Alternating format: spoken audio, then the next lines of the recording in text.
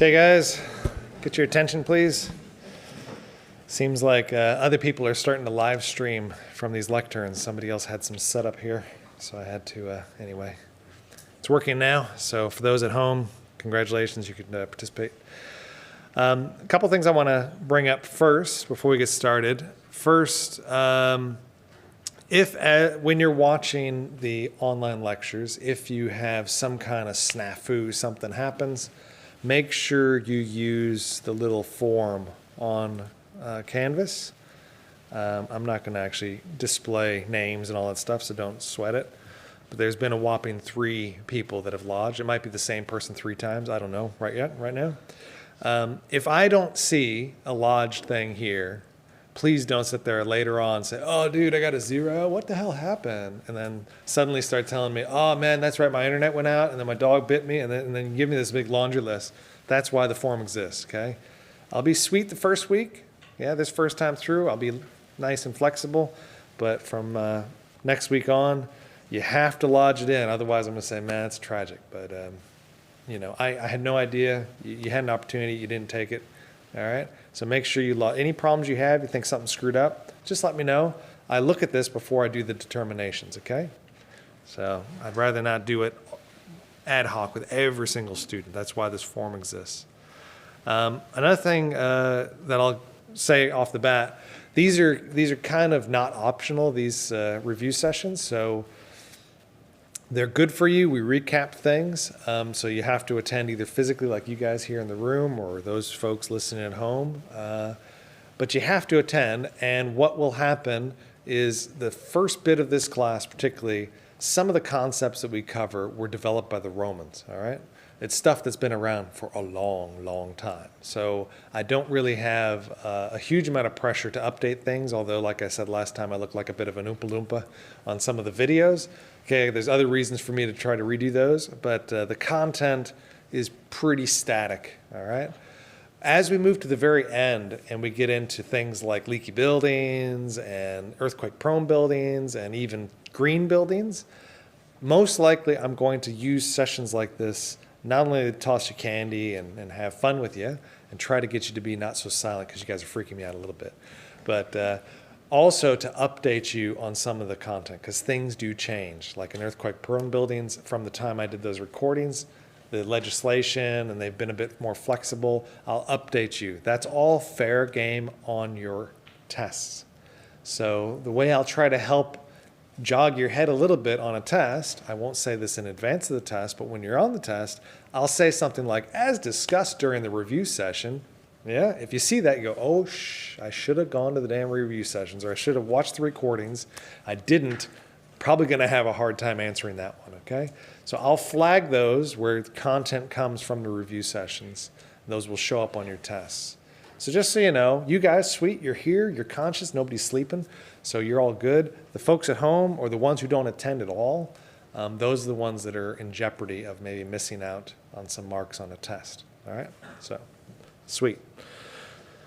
We'll just go right into it. So the very first one we have here, for those who haven't taken my 102 course before, we're going to do a Kahoot, and it's going to be discussion questions, as I call them. And bless you. And so you need to use your UPI, okay? So when you go onto the Kahoot, it's going to ask your nickname. You need to put your UPI. That's your kind of standard issued serial number in this place. Put that in there, and then I'll be able to associate your participation and make sure I give you your mark and everybody's happy. After we finish those discussion questions, we'll move on to the tournaments. I'll tell you in advance, just in case I forget to tell you.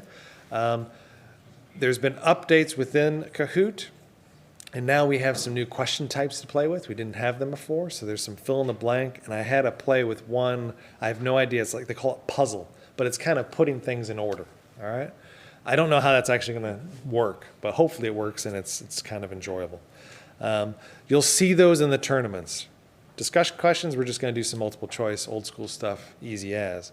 But I've doubled the points on the fill in the blank, okay? A little bit more difficult. You got to sit there and beat everybody else to it. Yeah, so it's double the points on those, so that you know. Here we go. Discussion questions, teach button. Just check my little settings here, all good. Classic.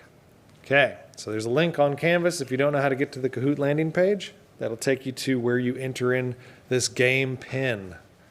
All right, and after you enter the game pin, it's going to say, what's your nickname? It needs to be the UPI. So that looks like a UPI. Those all look like UPIs. Excellent UPIs, fabulous UPIs.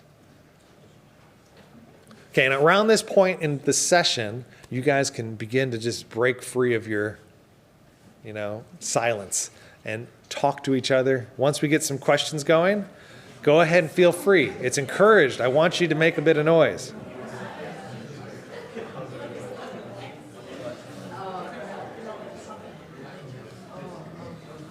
All right, looks like everything's stalled out. Oh, okay, one more person came in a little bit late.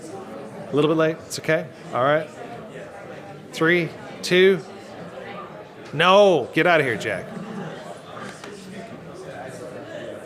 Okay, here we go. 3, 2, 1, launch. Discussion questions, review session 1. Question number 1.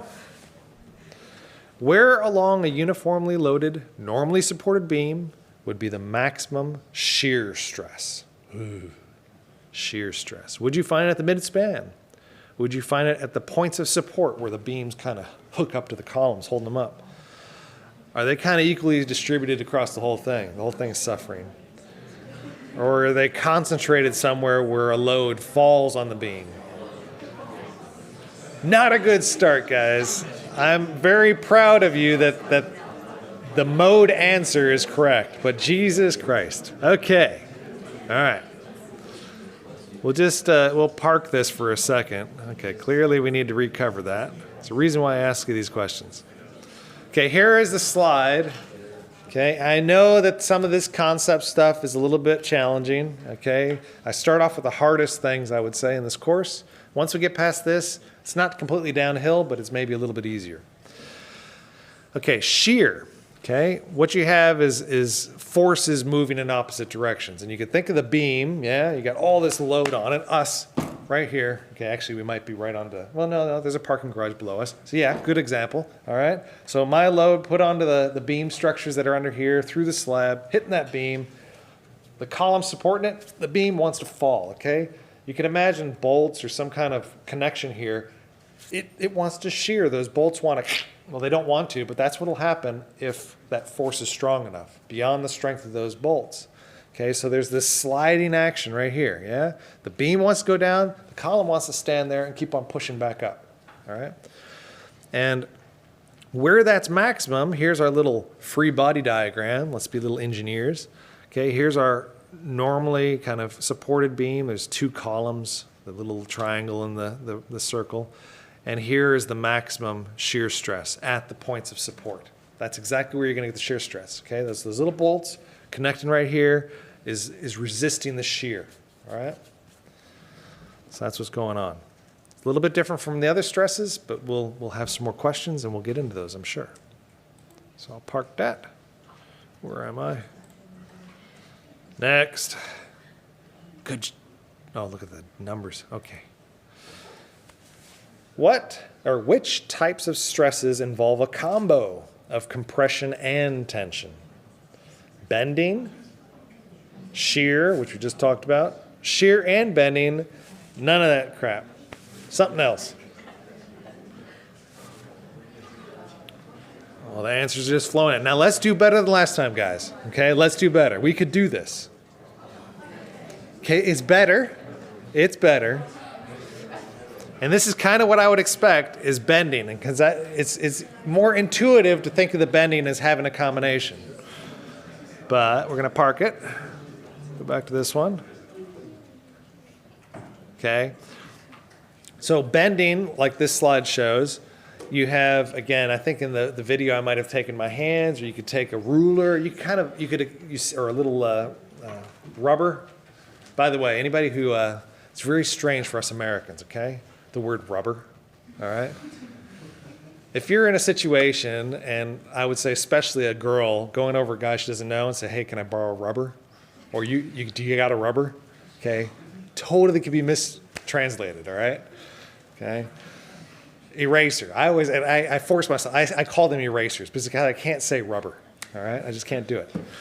Anyway, you guys know what I'm talking about. So if you take like an eraser and you kind of scrunch it, you can actually see the bottom sometimes crack. If you go hard enough, you split it in half. That's the tension at the bottom of that eraser, and then you see it kind of crumple up, and that's the compression up at the top. All right, it's going under bending stress, and it's deflecting. Okay, so that one's easy, and we all got that. So that's why it's not surprising to see so many students say bending. Yes, sweet as, because yes, that has the combination. The trickier one is the shear. And in the video, I'm not going to do it right now because I don't know how to even work this thing. In the video, if you look at, say that's our little bolt, okay, in micro space. Yeah, we get down in there, we see this little round bolt, and you have the shear stress happening, and as those forces apply to that little tiny bolt, it will deform. Ugh. And in that deformation, there'll be a line of deformation that's tension, and a line of it that's compression. So in this little tiny space, and that's why it's hard to conceptualize, it's also shear, or it's also compression and tension happening in shear, all right? See the video. I try to explain it better than I'm doing it right now live for you. But anyway, the answer to your question is both, yeah? It's both. Both shear and bending have this combination of compression and tension going on inside these forces. Change of guard. Question number 3. Which of these structural materials has a design strength of 0 for tension and shear? Brick, steel, reinforced concrete? None of these answers are correct. Do any of these have a design strength of 0? It's all right. Show your big brain to your neighbor. Prove to them. Let's do better on this one.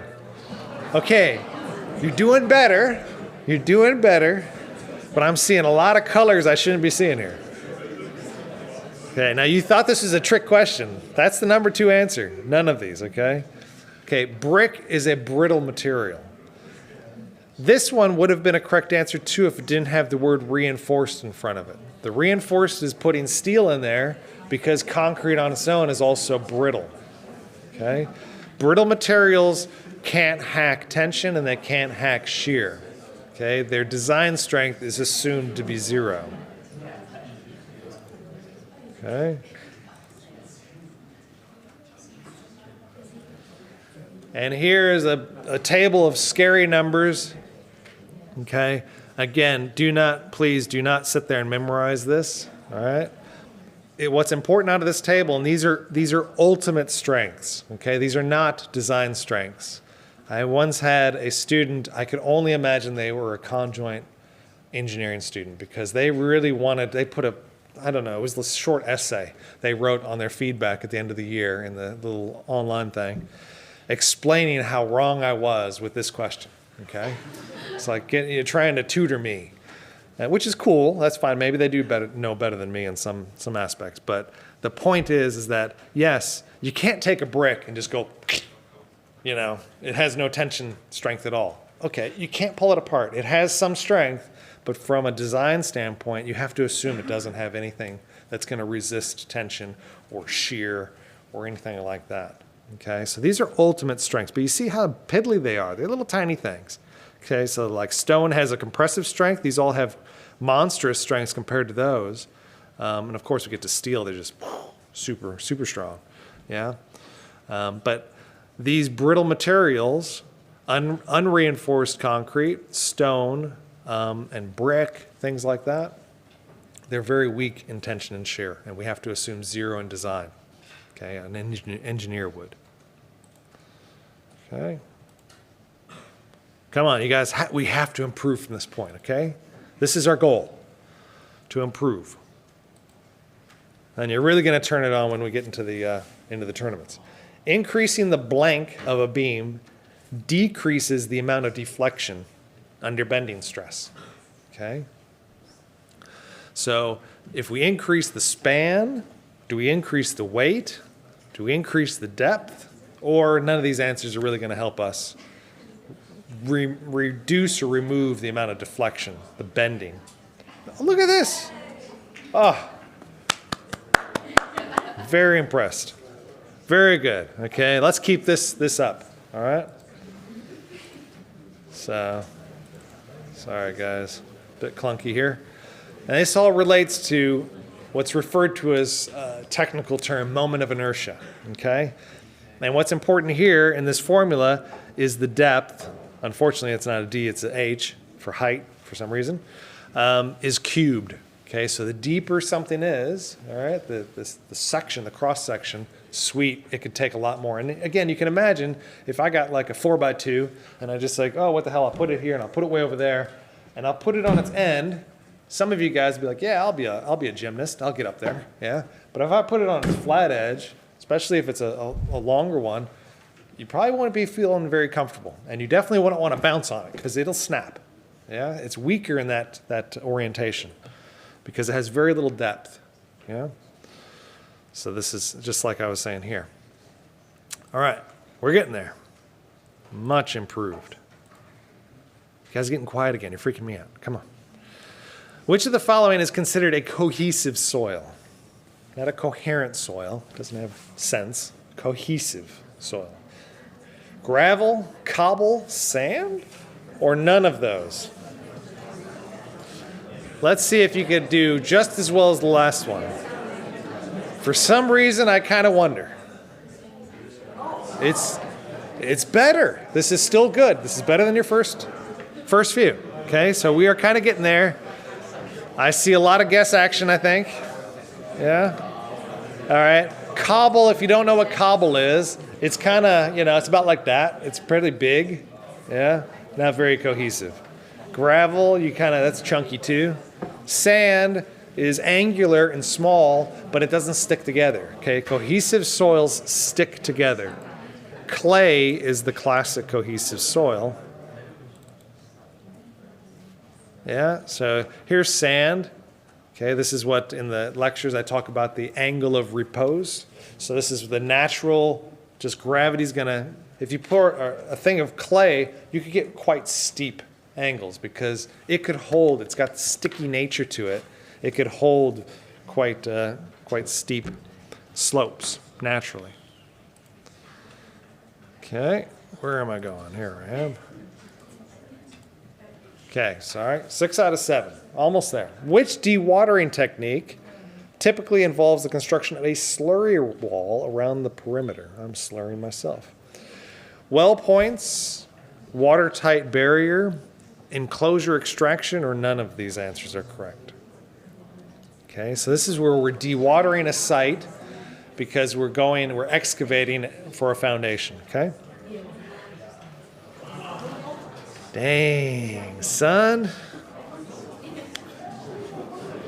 Okay. We're going to recover. It's all right. Okay, enclosure extraction I made up. Doesn't exist, all right? Well points, totally different, but anyway, we'll bring in the slides and everything should be clear. Okay, dewatering. I got a few slides here to share with you. Why do we have to dewater when we go out? We don't always have to. It kind of depends on whether the water table is going to intersect with the area. Say we want to do a 3-level parking garage below our awesome development building, yeah? And within the first story and a half down, we hit the water table, all right? And if we dig down, it's like, hey man, I got a pond now. I got a swimming pool down there, okay? You have to be in the dry when you're doing construction. So you can't have a swimming pool in the middle of your construction site. So you have to dewater it, get the water out of there, all right? So one way to do that, let me just see, do I have the other slide here? Okay, I'll just start with this and I'll go backwards. So this is the wrong answer, well points. Okay, the way well points work is here you have your excavation site. You know there's groundwater, and you gotta suck it out. And you gotta suck it out pretty hard. So you drill a bunch of wells, you get a big monster pump, and you go and you suck out that water. And you temporarily change the groundwater from being it was there, and then you start sucking hard, and you end up changing it to that. And you basically dry out the area where you're working. The moment that pump stops, this will start seeping back in. So the pumps are constantly evacuating the water, okay? And you're sending the water elsewhere, you're storing it, you're doing all kinds of things. But that's well points, okay? Does not involve a kind of a slurry wall. So the right answer is this one here, okay? So we deal with the slurry wall. We basically go around the whole perimeter. Okay, we have this area, and what we're trying to do is we're trying to make the slurry, as a cross section, we're trying to get that slurry wall down to some kind of like bedrock or a really sticky clay layer, something that's impermeable that the groundwater can't go ahead and go whoop and get around our wall. So once we go down to that strata of soil down below, then we have sealed off the groundwater and it'll just float around us, yeah, like in a river. And then you just suck out that little bit of water, you deal with it right here that's trapped, and we're sweet, and it's in the dry, okay? So that's what this slurry wall approach is, okay? Anyway, don't worry about it, guys. It'll be okay. That's why we go over this again and again. Oh, yes. Last one. A floating foundation takes advantage of the hydrostatic uplift force exerted by water tables. Very complicated. Okay, is that a true statement or a false statement? You guys can talk. Come on, it's okay. Share with your neighbor what you know. What do you think the answer is? It's a 50-50 bet. What can you do? Here we go. Okay, hey. I'm glad that now my guess is that I know the vast majority of you guys took me at 102, and you already know that if you have no idea, you go for false, okay? So I'm sure there's some guessing that played a role in this outcome, all right? So let me just go to the slide. And just before, I'll just go ahead and get this over with here. Okay, for those of you who have not taken me before, when I do a true-false like this, I try to make them so delicious, so tempting. It's like hydrostatic, man. I remember some kind of hydro something the guy was talking about. And it's like, this guy's never going to lie to me. You know, it's of course going to be true, but I do that on purpose. I bait you in, yeah? I make you feel like, oh, yeah, okay, it has to be true. I can't say false, all right? So don't fall for it, okay? It's not always going to be false. Of course, I have to throw you some truths as well. But anyway, I do that to people, okay? This is part of my strategy. So what's happening with a floating foundation? It is misleading in the term, okay? It's not about floating at all. It's not about water at all. What it's about is the concept that if we're excavating down and we want, say, a layer, one level of parking below ground or whatever it is, the density of that soil, all right? That soil's been down there for a while. It's really heavy, dense stuff. And it has a lot more weight, depending on the type of structure you're putting on, than the building that's going to go on top. So the basic rule of thumb is about 1 story of soil to about 5 to 8 stories of just loads of the building, okay? Obviously, if it's a heavy concrete frame, it might be more towards the 5. If it's a light steel frame, it might be towards 8. You get away with 8 building stories if you take away 1 layer of soil. And the concept is like right down here, these little bit of soil particles that were left over and all their buddies got taken away and taken somewhere else, they have been sitting there for eons, being compressed by all that soil above them. So they're used to having a huge compressive weight on them. And so all you're doing is you're alleviating them. They say, oh man, this is awesome. Jeez, it's about time. And then you smash them again with a building of the same weight. Yeah, so the concept is they're cool with being able to hold that weight. And so you're just replacing a bunch of heavy soil with a heavy building roughly of the same weight, all right? So it's kind of floating in a sense. The soil is already used to that load on it, and it can handle it. That's the concept. Okay, so that's the end of the discussion questions. Now we're going to move on. Let's see, next, we'll just kind of celebrate whoever wins. Yay, no chocolates for you though. Babar takes bronze, Malal takes silver, and the winner of the discussion questions today is Avian, 903. All right, good job. And there's some runners up, but you don't get nothing. Okay, so that's the end of that. I'll close this. Tournament number 1. Okay, now again, there's some fill-in-the-blank kind of things, double the points. Okay, I think I gave you 30 seconds. Maybe I gave you 20. I don't know. Whatever, we'll see what it is. So this is just playing for chocolates. This is not UPI. You can put whatever kind of crazy name you want in there. That's half the game, is to get your crazy name up there. Keep it fairly clean. Okay, nothing offensive. Okay. If I see something super offensive, I'm going to have to kill it. All right, so the first tournament, there's the pin, 602, 632. Crust, okay. Some UPIs, that's all right. Cheesy. And we go, oh, now you're really flowing in. Here we go. Okay, I'll give you a little bit of time. I know people start getting upset if they get cut off. Mike's load. Olga. Oh, Olga's in the house. Another Olga. No, same one. Just moving around. Okay, all right, 90. Okay, all right. I'm going to call it. We're going to start. Come on, at 100. Come on, can I get 100? Can I get 100? Peanut? There we go. There's 100. Okay, number 1. I think we start off with fill in the blank right off the bat. Type answer, as they call it. Double the points. Look at this. Many clay soils, particularly expansive clays, are considered what vocab word soils? Oh, man, are you serious? It's okay. If you don't get this one, it's all right. So you go ahead and type in the answer. If you dare try to look it up, you'll probably run out of time. So, got a few seconds left. I gave you 30 seconds on this. Let's see what kind of answers we get, folks. Here we go. We've got lots of answers.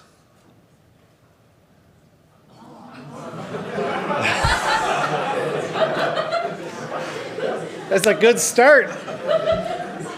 Okay, unstable. It's okay, guys. It's all right. Hey, you're all tied for first. All right. Let's see if we do better this time. Double the points again. We just talked about this one. I'm sure I'm going to get a good hit rate on this. Dewatering via watertight barrier involves constructing a blank wall, just the first word, don't say wall, one word, around the perimeter. Okay, this is not a clever system. It's not going to be able to figure it out. It's just get the characters in the right order, and that's it. No leading spaces, no trailing blanks. Okay, here we go. It has to be more than 0. Here we go. Come on. Okay, I see the right answer on there. All right. Whew. Much better than 0. 70. Okay. Slurry wall. That's what I like to see. I know. Another one. A blank foundation, okay, vocab word foundation, involves merging all column footings of a foundation together into one. Okay? It did appear, the answer appeared on one slide I just showed you. What is the, there's actually 2 words for it. Yeah? And both of them are potential answers. It's okay. 7 seconds left. You guys can do it. Come on. Come on. A few more answers. Get in there.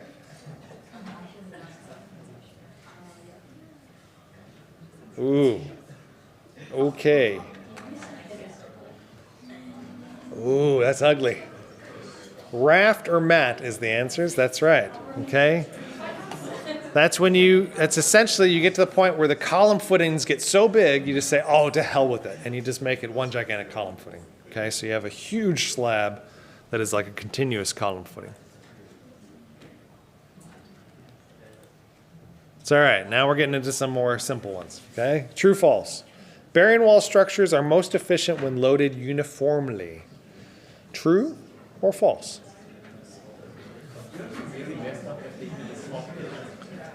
Yeah, no, I think yeah, no, because I did that. But no, this time it's okay.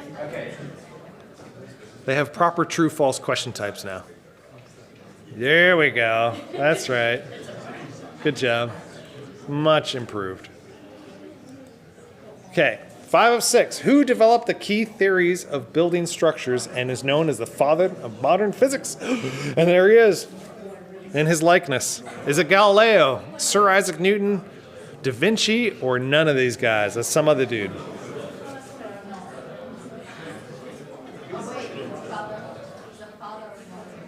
That's right.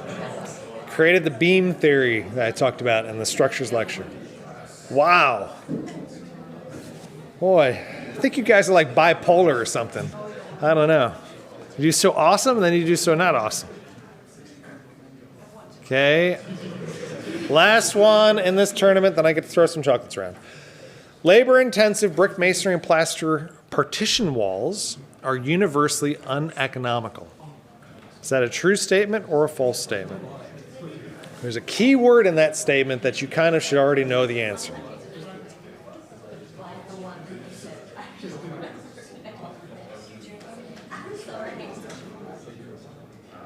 Okay, that key word is universally. Okay?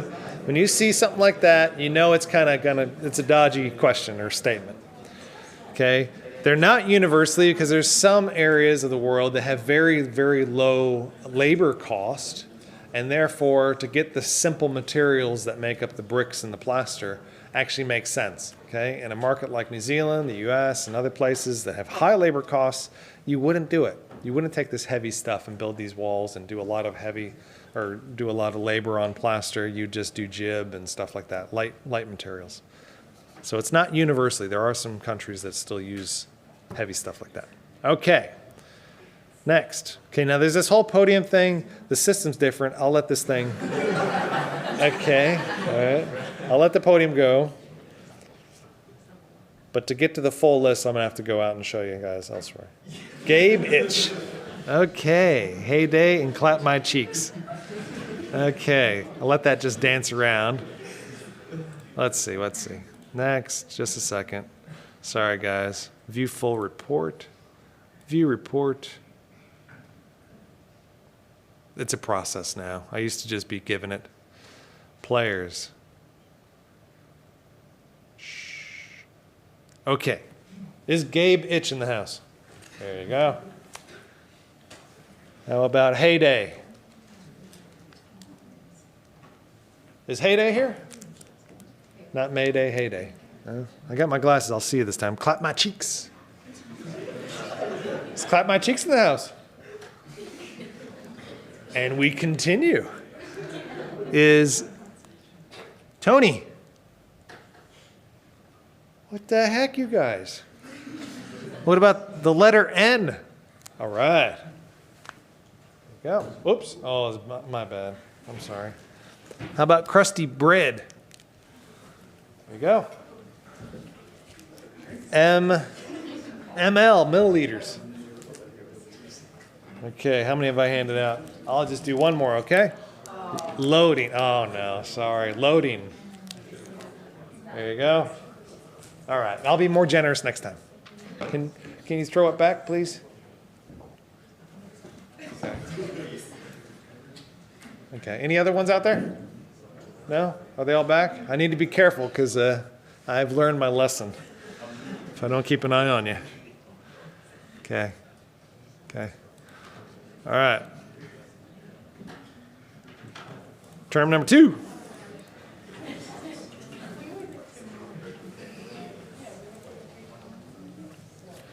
Okay, again, there's some text answer ones, they call them, fill in the blanks. I think they lead off with that. Pin number on this is 995519. Playing bingo. 2, 4, 6, 7 more.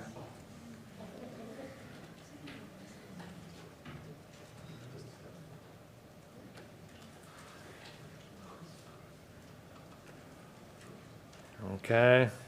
I'll say cut it off at 75. That's my goal. Come on, get in there, people. Get in there.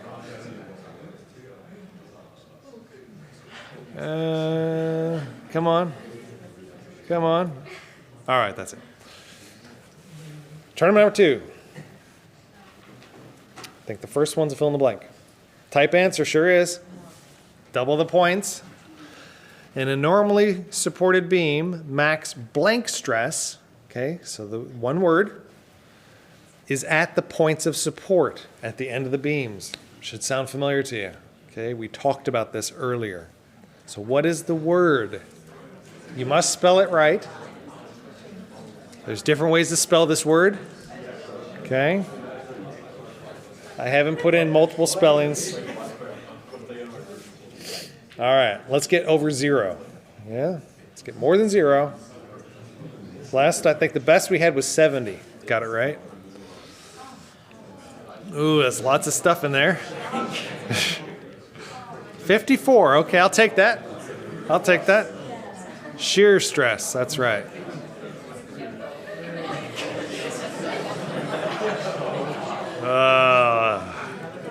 You guys.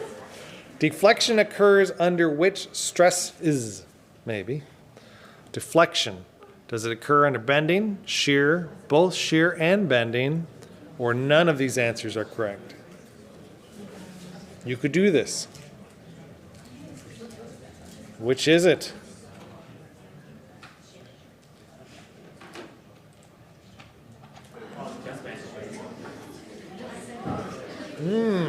Okay. It's just bending, okay? That little tiny bolt that's in there, holding the beam and shear, is not deflecting, okay? It can snap, it could deform. Deflection is, again, a spanning element. It's kind of bowing like that. Okay, that's what deflection is, all right? It's cool. It's okay. It's all right. That's why we do this. Ooh, Ash Shoal almost got to the top. Be careful how I pronounce that. Double points. Text answer. Name one common structural material that has a design strength of 0 for tension and shear. Okay? Kind of like that lady. Design strength is 0. Okay, now there's multiple answers here, and we talked about them. It may be possible that you typed something that is kind of technically correct and I didn't put it. I apologize in advance.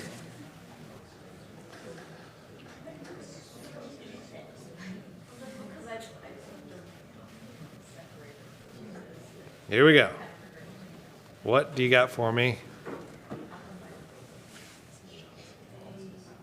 You misspelled brick. Okay, oh, there's a correct spelling. That's pretty good. You add those up. Good job, guys. Those are all brittle materials. 4 of 6. Which live load is mainly horizontal and a prime concern for structural building design? Engineers lose sleep at night because of this live load. Is it us, the people? Is it snow? It could be. Is it wind? Or is it something else entirely different?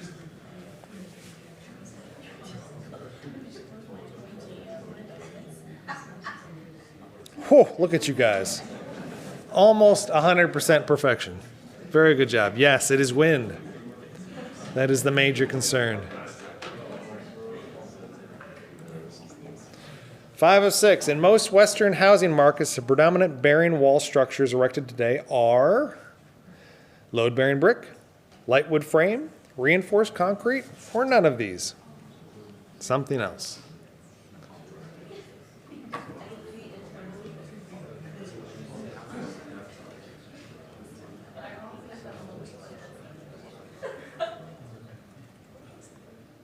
Man, you guys are on fire. You guys want to win.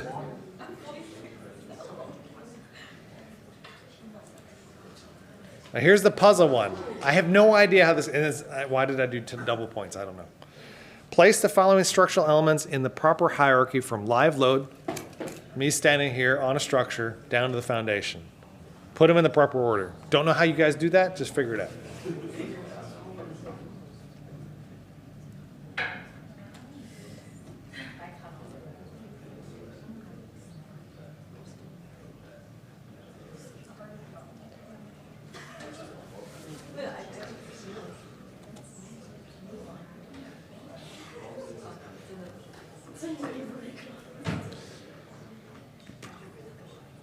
Well, how much time did I give you guys? A minute? Is everybody done? No, there's a few answers coming in. Oh, okay. Remind me to change the time on that. This is just painful. You do not need a minute to do this. Technically, if everybody answers, it should skip automatically.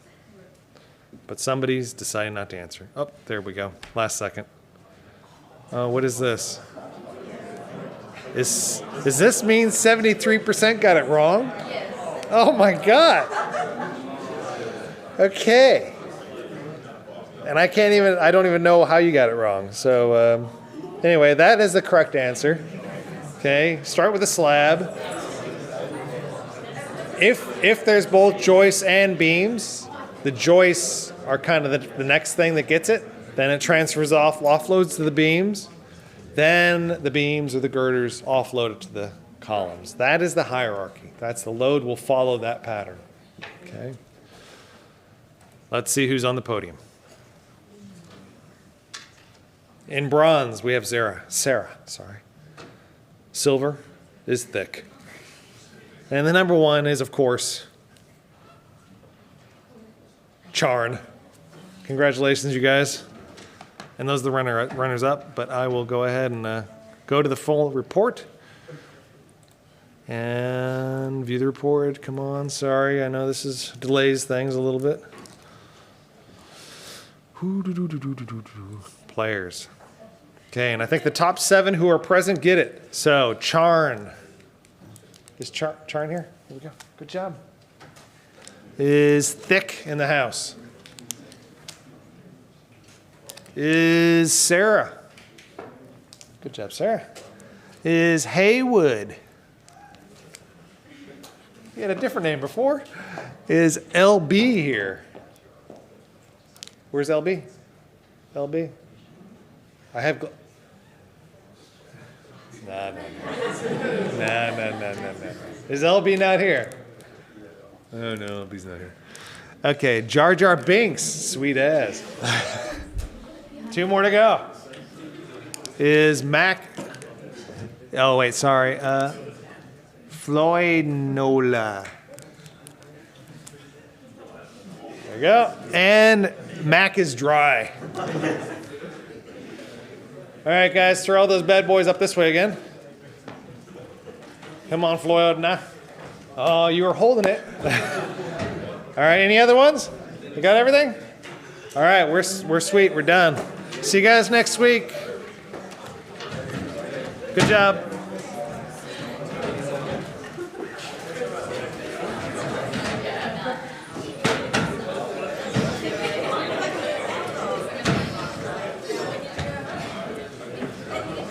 That's it.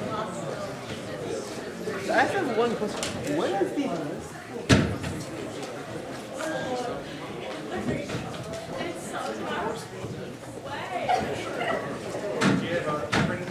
Okay, the PDF one should have it. yeah. If it's not on there, you let me know. Okay. Yeah, because I'm confused. I'm like, is it on there? Is it not on there? Yeah, I need to go that's check. where I usually keep And then it. like, because I look at the assignment thing. Yeah, I didn't. I Canvas, don't I'm think. like, it's not up I don't there. think I actually put it in there. I think I put it in 102. I might have. Because I definitely remember you putting a 102 because Yeah. I saved it on my phone. Oh, okay. I So might you just. can run it so I can run it out and potentially get dressed. Yes. Yeah. No, I'll. You let me know if it's not in the course book. I might go ahead and just put it associated with the assignment because that's naturally where people would look for it. So I'll probably do that. You really it's disappeared. Yeah, the course book.